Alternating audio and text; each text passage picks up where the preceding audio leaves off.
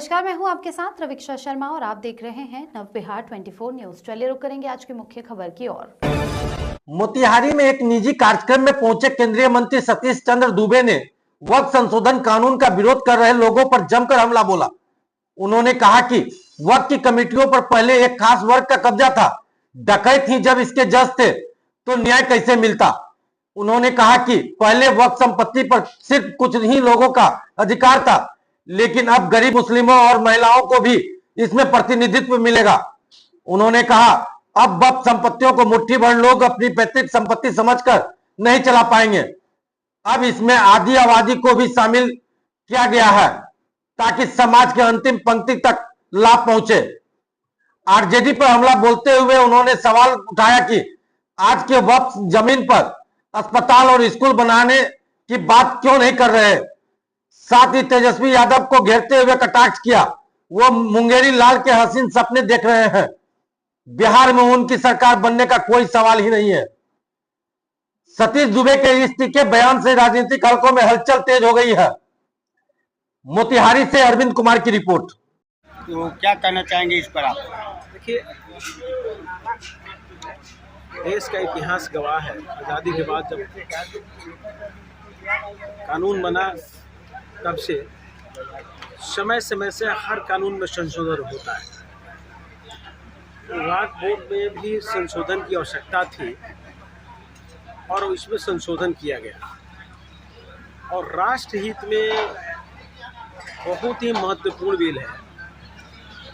एक तो था कि इसमें कि किसी डकैत को ही जज बना दीजिए, तो जब भी जजमेंट करेगा तो डकैत के ही पक्ष में करेगा। उसमें जितना लोग सदस्य थे वो केवल मुस्लिम ही थे, उसी वर्ग के लोग थे।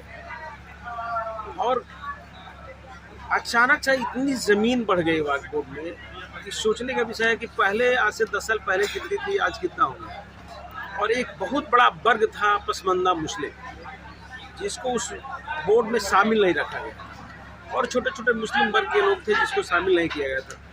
साथ साथ ये भी इसमें एक प्रावधान किया गया है कि नारी शक्ति का भी सम्मान किया गया है, नारी शक्ति भी उसमें रहेगी। और कुछ मुट्ठी भर लोग देश में उसको अपने एक संपत्ति बना कर रखा था। अब वो केवल एक मुट्ठी भर के लोग का नहीं होगा, उस वर्ग के लिए सबको उसमें सम्मानित करने का प्रयास किया गया है। और देश हित में बहुत ही महत्वपूर्ण बिल है, जितना कहिए उतना कम। इसको लेकर जदयू में जो मुस्लिम नेता है लोग हैं उसको काफ़ी नाराज चल रहे हैं। ढाका के कई मुसलमान नेताओं ने आज इस्तीफा भी दे दिया। देखिए, वो मामला बनता है नीतीश बाबू का। नीतीश बाबू अपने लोगों को ठीक करेंगे, इसमें कहीं संदेह नहीं है, और ठीक भी रखते हैं। अब किसी को बहुत सा कानून अच्छा लगता है, किसी को नहीं लगता है। यही बिहार है जो आडवाणी जी को गिरफ्तार किया गया था राम मंदिर के लिए। आज राम मंदिर बना। राम मंदिर जब बन रहा था तो यही आरजेडी के बयान, नेताओं का बयान था कि यहाँ हॉस्पिटल क्यों नहीं बनवाया जाए। तो इतना बड़ा संपत्ति है वक्फ बोर्ड का, इस पर उन्होंने कभी बयान नहीं दिया कि इस पर हॉस्पिटल बनना चाहिए, इस पर स्कूल बनना चाहिए। इस पर उन्होंने कभी बयान नहीं दिया। आप उस बयान को महत्व दीजिए। वो तो नीतीश बाबू का अपना घर का लोग है, नाराज है, मानेगा। तेजस्वी यादव कह रहे हैं कि सरकार बनते ही 1 महीने के अंदर में इसको फेंक देंगे। बिहार में उनका सरकार तो मुंगेरी लाल का सपना है। बिहार में उनकी सरकार कभी आने वाली नहीं है।